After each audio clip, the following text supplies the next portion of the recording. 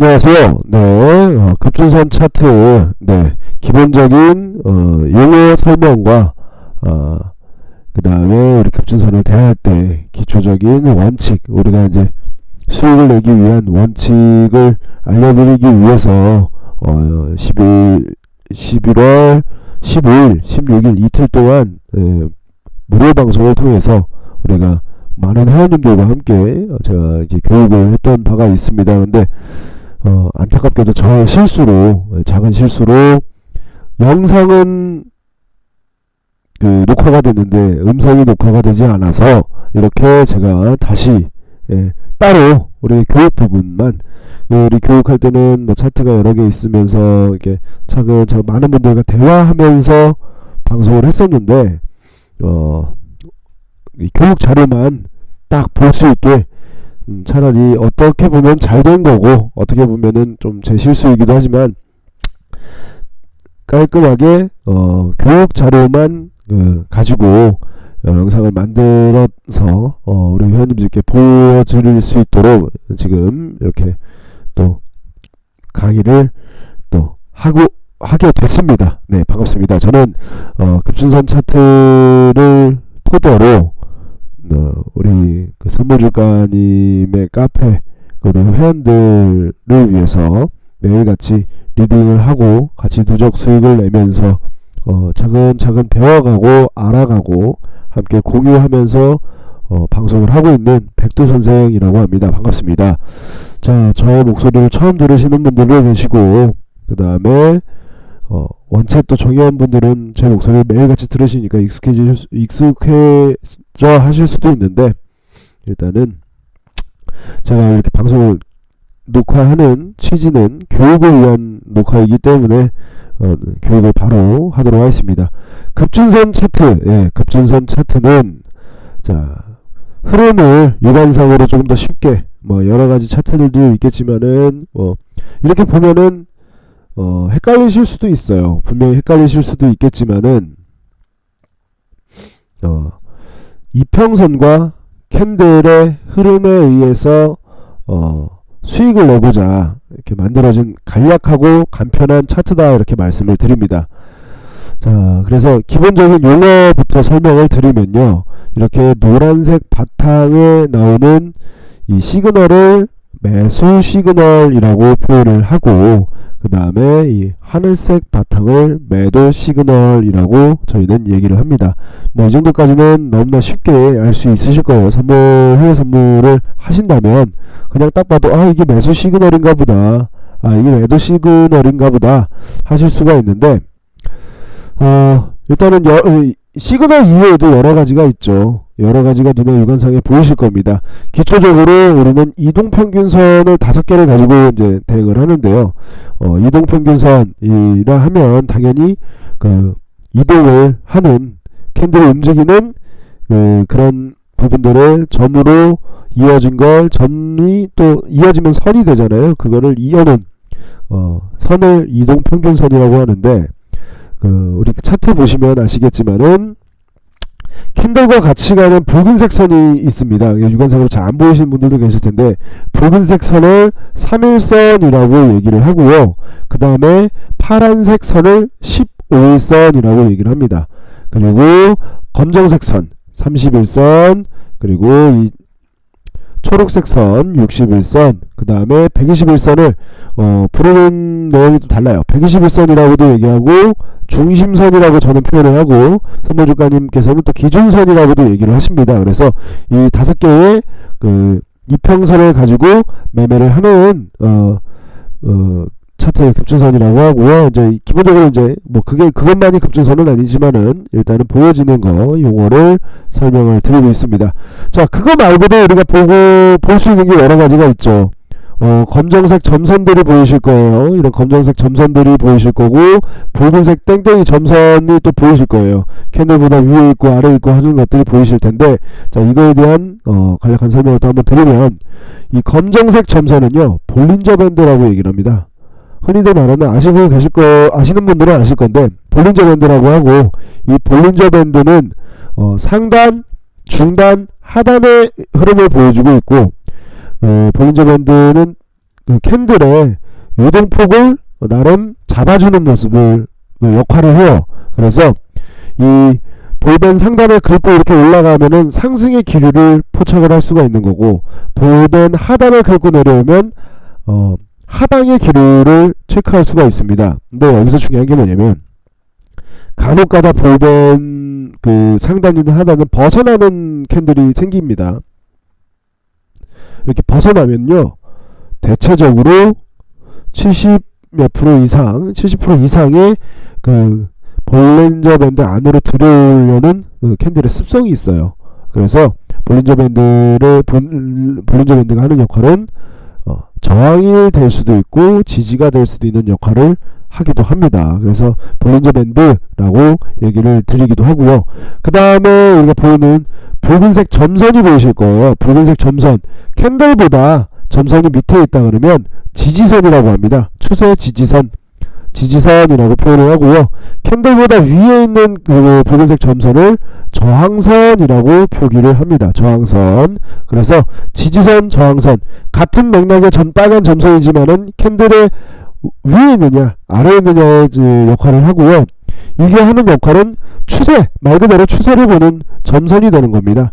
말 그대로 추세를 보는 점선이 되기 때문에 지지가 있다는 건 뭐예요? 바닥에 받치고 있으니 올라갈 확률이 높다는 거겠죠. 그리고 저항선은 뭐겠어요? 위에서 저항에 받쳐주고 있으니 내려갈 확률이 좀 더 높겠다라는 그 표현을 합니다. 그래서 저항선이 생기고 매도 시그널 나오면서 이렇게 내려가는 모습들을 볼 수가 있고, 지지선이 생기고 매수 시그널 나오면서 이렇게 올라가는 모습들을 볼 수가 있을 거예요. 그래서 지지와 저항선이다 라고 말씀을 드립니다. 자, 그리고 유관상으로 보이는 그 화살표들이 있을 겁니다. 그 매도 시그널 아까 뭐라고 했어요? 하늘색 바탕이라고 말씀을 드렸는데, 하늘색 바탕이 시작되는 시점에서 파란색 아래로 가는 화살표들이 나올 거예요. 이거를 매도 시그널을 알려주는 신호다 라고 얘기를 하고요. 그 다음에 중간중간 매도 시그널 중간중간에 노란색 화살표가 보이실 건데, 이거를 매도 올림 신호라고 얘기를 합니다. 그래서 매도 올림 신호, 올림목이란 말들 많이 하시잖아요. 그거를 이제 포착하는 신호인데요. 이 매도 올림 신호는 매도 시그널에서만 반응을 합니다. 대응을 합니다. 물론 이제 노란색 바탕에서 가끔 보일 때가 있어요. 근데 그게 뭐냐면 상반되게, 시그널에 상반되게 보이게끔 하기 위해서 색깔을 이렇게 맞춘 거예요. 노란색 시그널과 정반대적으로 맞춘 거기 때문에 매도 시그널 중에만 대응을 하시면 된다 말씀을 드리고, 반대는 뭐겠어요? 매수 시그널이 나오면 붉은색 화살표가 이렇게 나옵니다. 매수 시그널이 나오면 이 붉은색 화살표가 이렇게 동시에 나옵니다. 그래서 이건 매수 시그널을 알려주는 신호구나 하시면 되고, 자, 매수 시그널 중에 이렇게 하늘색 위로 가는 화살표들이 보이죠. 자, 올림이 나왔으면 뭐겠어요? 눌림이 나오겠죠. 눌림 신호라고 표현을 합니다. 그래서 매수 시그널, 눌림 신호라고 표현을 하는 이런 신호다 이렇게 말씀을 드릴 수가 있겠네요.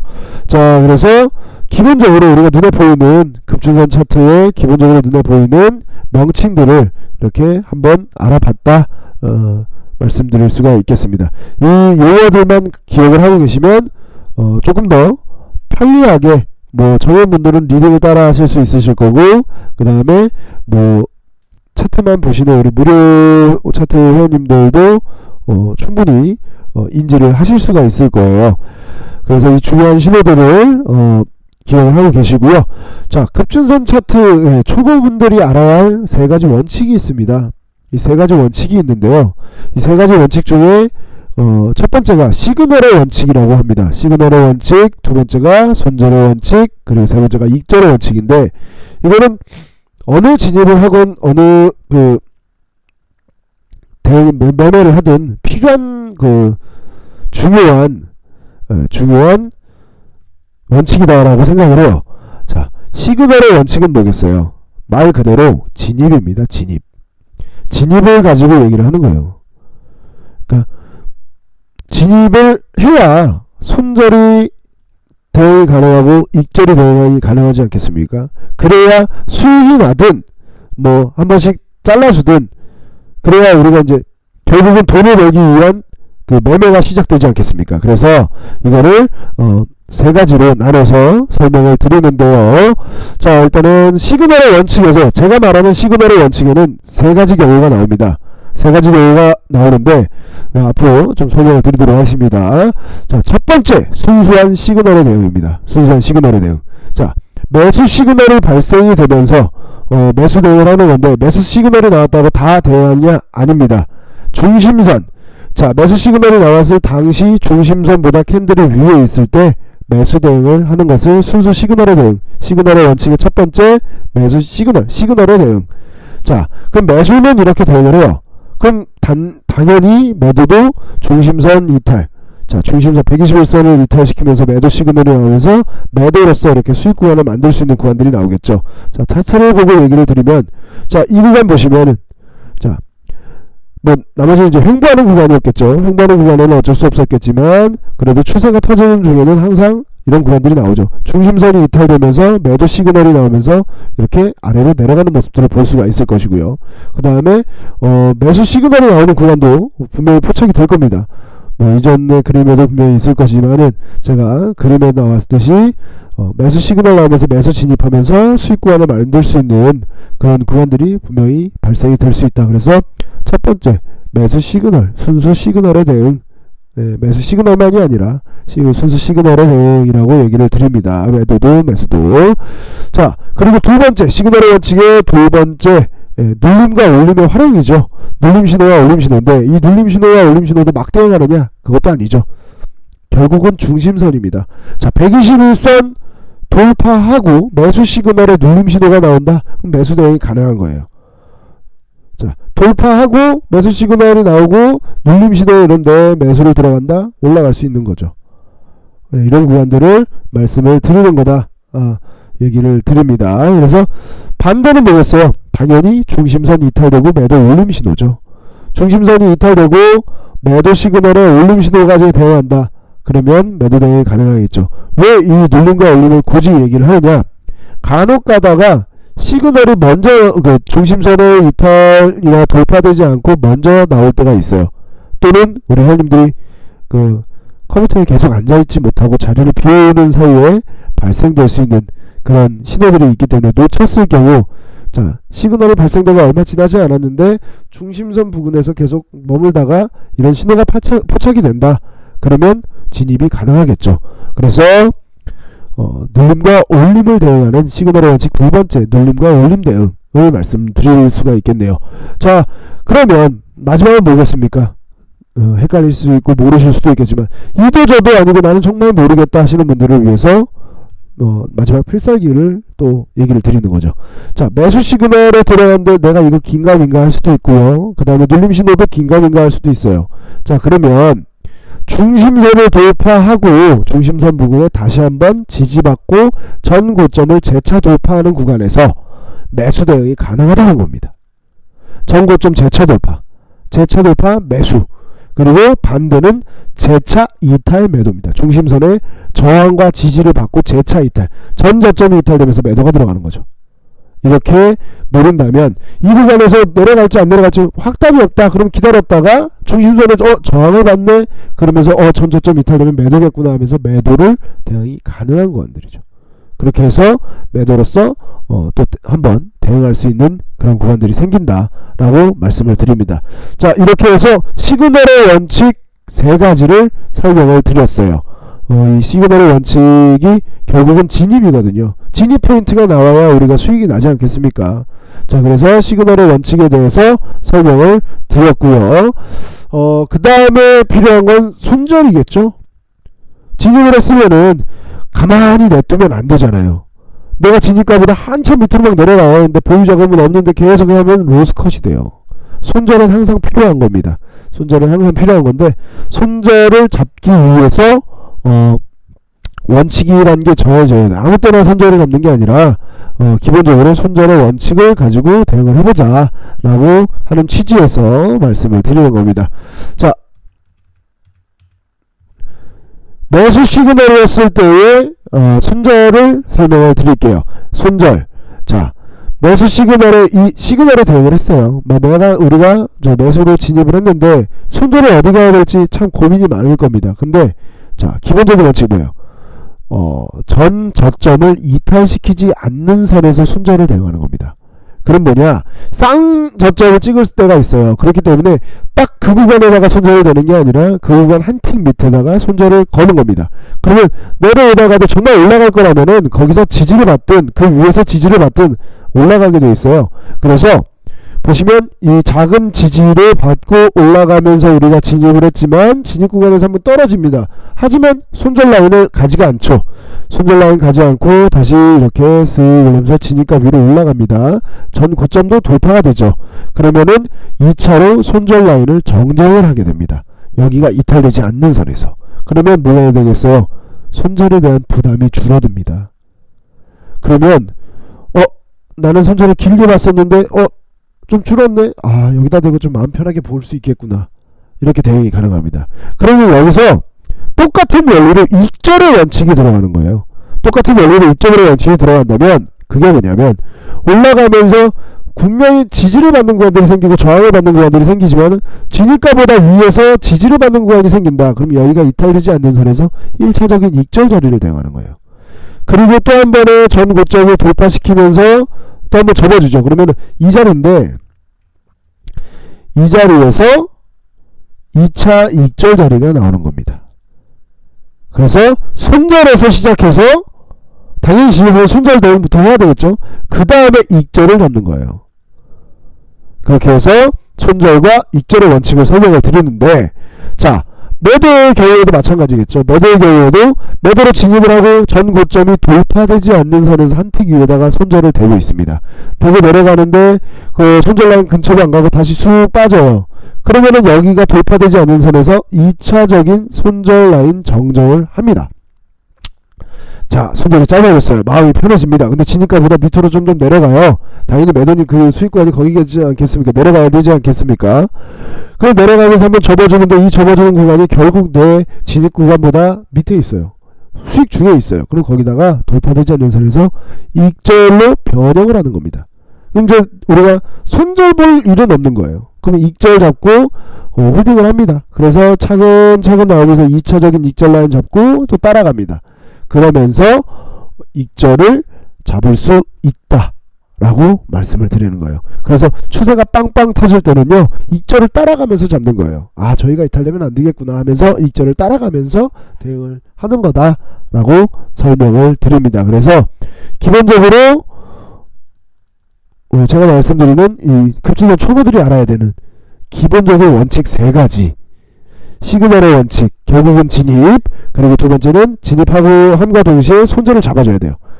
그래야 대형사고를 막을 수 있습니다. 그리고 세 번째가 수익 중에는 익절을 꼭 잡아줘야 그게 정말 우리께 되는 거죠.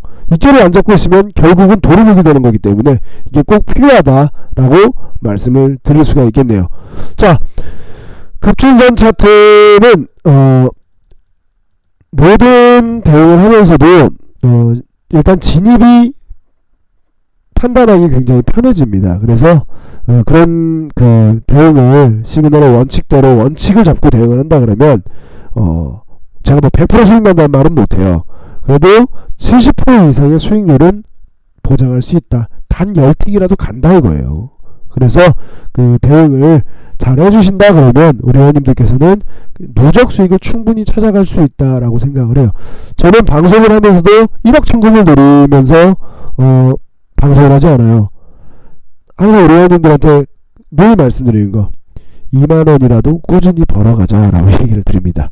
자, 그런 구간들 차분히 그 원칙대로 대응하신다면 수익을 챙길 수가 있으실 거고요. 추세 지지선, 아까 말했던 점선도에 대한 이제 간략한 설명입니다. 지지선이란 단기 또는 중장기 하락의 멈춤이라는 거죠. 지지선이 발생된다 그러면 하락이 멈췄다, 이제 올라갈 수도 있겠다 라는 표현이고요. 저항선은 뭐겠어요?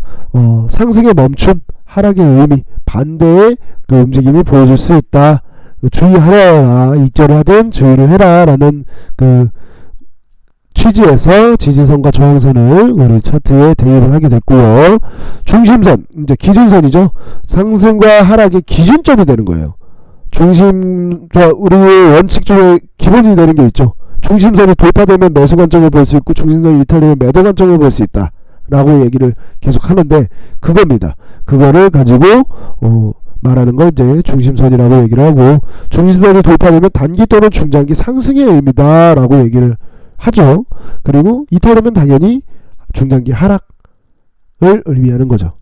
그래서 진입의 원칙 세 가지 이렇게 해가지고 이제 꼭 이제 딱 필요한 거, 중심선이 돌파되고 매수 시그널도 나와야 되고 추세 지지선도 나와야 되고, 뭐 더 좋다면 이평선의 정배열, 아까 말씀드렸던 35, 30, 60, 120이 정배열이 되면서 이런 구간처럼 올라갈 수 있는 그림들, 네, 여기 보시면 이평선이 정배열이 됐죠.